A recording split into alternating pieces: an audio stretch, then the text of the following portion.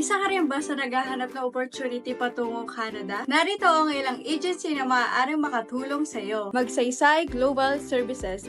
DMW license siya at kilala siya sa pag-deploy ng skilled workers sa iba't ibang bansa kasama ang Canada. IPAMS. No placement fee, no processing fee, and no salary deduction.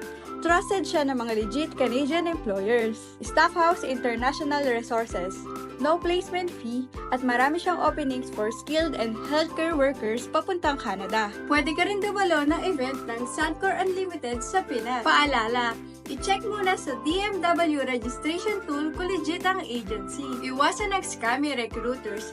Never magbayad agad or magbigay ng documents hanggat hindi pa verified. Tip lang, marami legit na agency na hindi naniningil ng placement fee. At kung nasa Canada ka na, make sure to download and register to Smiles Mobile Remittance.